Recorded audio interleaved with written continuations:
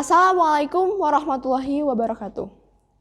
The oceans regulate our climate, produce healthy oxygen we breathe, provide food for more than 3 billion people, and absorb 30% of the carbon dioxide released into the atmosphere, and 90% of the heat from climate change, said Abdoulaye Mar Dieye, Assistant Secretary General, United Nations. Hello everyone, my name is Sabilillah and I'm from Sabilillah Islamic Junior High School Malang. Ladies and gentlemen, about 70% of the earth is oceans. This indicates that we have a very high marine wealth. Various types of fish, seaweed, and coral reefs exist on this earth.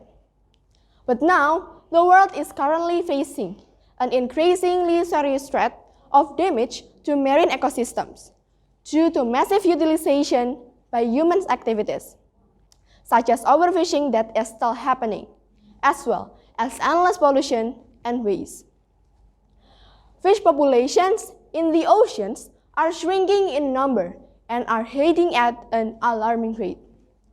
This was revealed based on data collected during the years 1930 until 2010.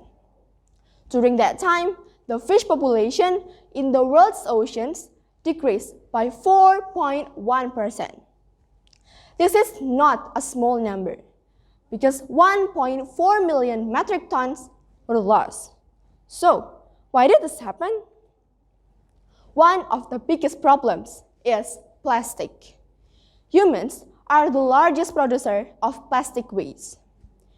Greenpeace estimates that 12.7 million tons of plastic end up in the ocean every year. Field facts prove that fish polluted by the sea are not only close to the coast, but in the Mariana Trench, which is 11 kilometers deep, almost all of its inhabitants are consume plastic. In addition, about 80% of the carbon dioxide produced by humans is absorbed by the oceans and makes them hot. Warm waters can affect all aspects in the oceans, from coral bleaching to fish migration patterns, and even changing ocean currents. The increase in the Earth's temperature due to the greenhouse effect, which causes the ice at the Earth's poles to melt. If allowed to melt completely, sea levels are expected to rise as high as 70 meters and drown many world cities, including major cities in Indonesia. Overfishing is no less vicious. WWF says more than 30% of the world fish have been caught for free. Some fish, such as the Atlantic bluefin tuna, are overkilled, and the species now is threatened with extinction.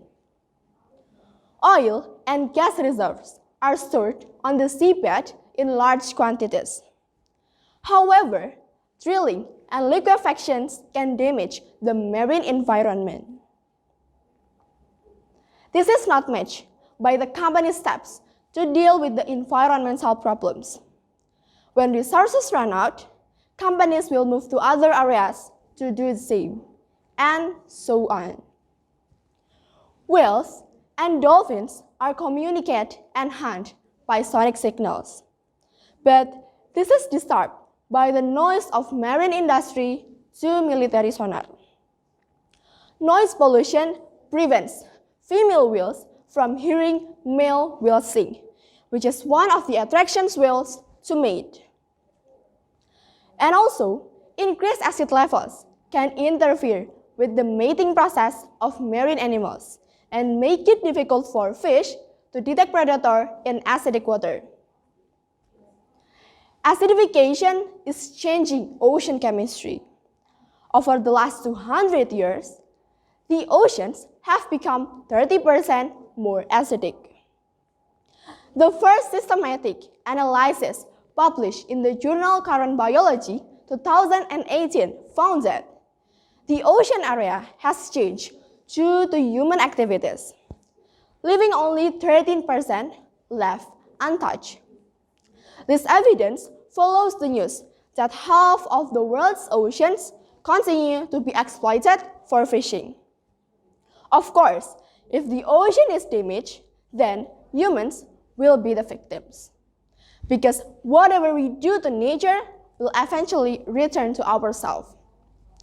Protecting the existing ocean is the same as preserving human beings. The sea is broken, humans will be corrupt too.